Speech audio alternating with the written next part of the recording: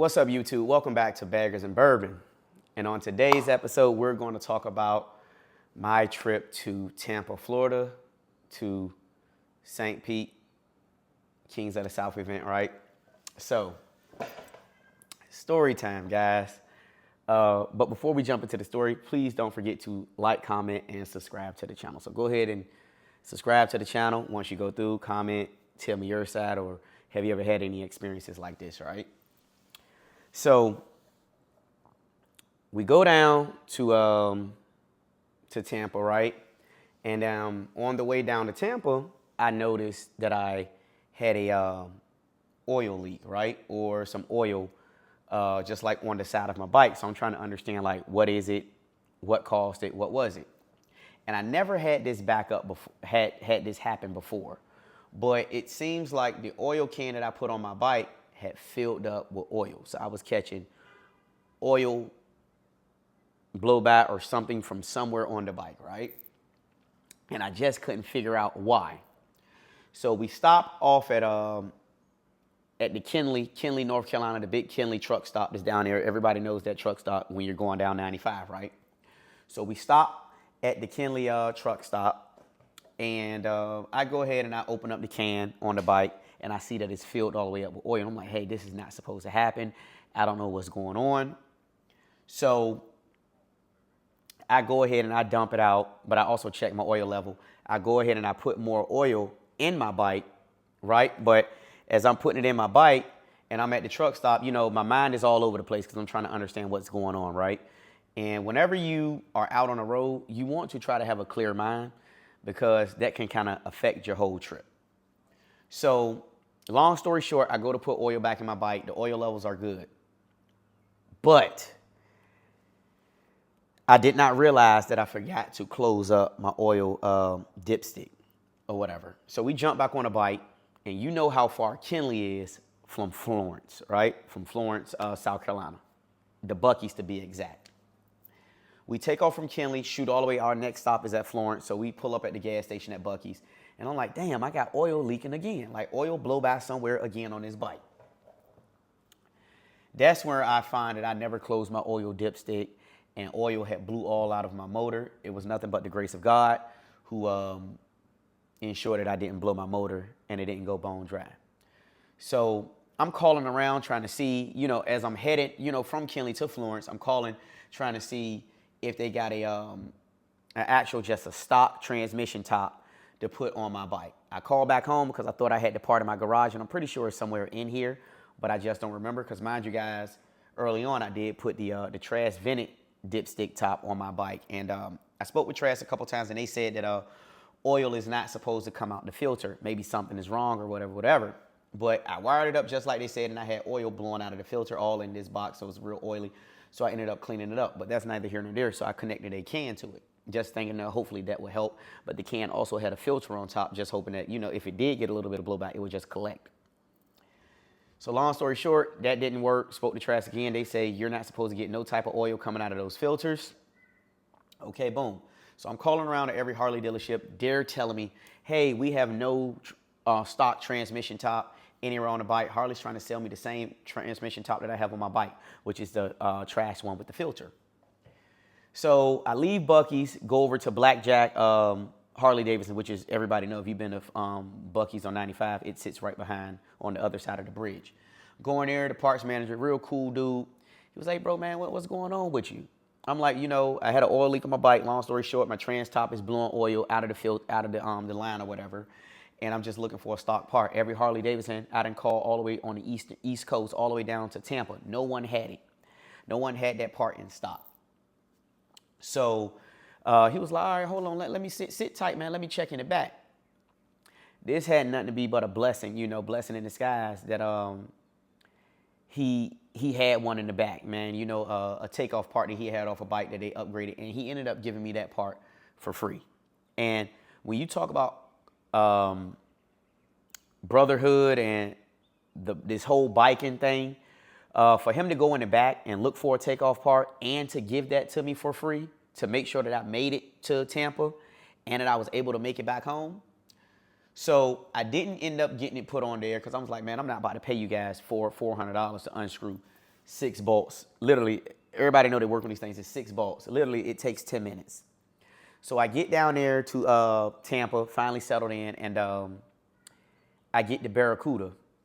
And I'm talking to the guy. He was like, hey, you do YouTube? I see your stuff. I just subscribed, just followed you and everything like that. He was like, look, check this out. Bring your bike back at 4 o'clock, and I'll charge you a half an hour labor, 0.5, and just give me $80, and we'll go ahead and put it on because we already know it don't take that long. Literally, they did that, and they fixed a recall or whatever, something in the system. So they did something to the system on the bike, and I just gave them $100 flat. But that was way better than me almost paying somebody $500 for 6 bolts, and I was able to make it home. So I ended up going back to a stock trans top, right? But it was also a trip from hell because I lost something down there, right? And lost something, and I couldn't find it.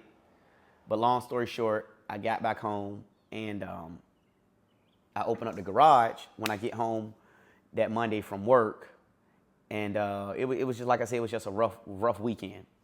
I get back home from a Monday from work, and I come in the garage, and I got blue and black balloons in here. As you know, the bike is blue and black, but I see a Harley bag. What I lost, she went down to Harley, and she made sure that I got another one, and she replaced it for me, right? And that happened, got that replaced, and that's done. But on the way home from Tampa, we on 95, we beat down the road in South Carolina. I go to tap my phone, and the fucking phone flies out of my doggone it phone mount. I'm like, I can't win for losing. So I had a major oil leak. I lost something down there, and then I lose my phone on 95. I just kept going at that point, because that phone wasn't worth my life, even though I didn't get another phone until Tuesday, and it cost me roughly about $300 because, when you go through insurance, you're supposed to send your phone back. I didn't have no phone to send back. And literally, that happens, and I had to spend money to get the phone and just all different type of things. It wasn't my weekend, it wasn't my week. And mind you, today is September the 27th, and I'm recording this video. So today is actually Saturday. I'm going to work on a video and post the video today, either today or tomorrow. But I get off work yesterday evening at Friday, right? I get on the interstate up and coming out of Richmond, heading home, and I heard some screeching behind me. If I wouldn't be damned, man, a fucking driver in a box truck fell asleep, sideswiped my truck and 2 other cars. I called my club brothers, and I said, dog, I cannot win for fucking losing. All right? I can't win for losing. And at the end of the day, the truck can be fixed. I still have my life, so I really have nothing to be mad about, right? Sometimes when stuff happens like this, it's happening for a reason because a bigger blessing is getting ready to come. One thing I can tell you guys is when you're on these trips, man, don't leave home mad at whoever. Try to make sure that you got a clear mind. Try to make sure that you're riding these bikes well rested. Nothing is throwing you off. You're thinking clearly, because one small thing can throw your whole trip off like this did for me.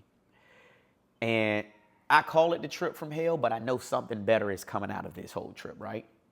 But also another point that I wanted to touch on with you guys is when you're riding these bikes and you're out on the road, you can sometimes get tunnel vision because you are tired, you're riding in the heat, you're beat down, you're dehydrated. All of these different things play a big factor in your whole riding experience, right? And I remember we was on our way back to our Airbnb coming in, and it was like 1 o'clock in the morning. Mind you, we're down in Tampa, and that ride, it was just like 1 o'clock in the morning. And I had to ride back. I shot back to Orlando, and I shot back to Tampa in the same night because I left something out there. I left a bag or something out there, and I had to go back and get it. I needed it. But I'm going to tell you guys something.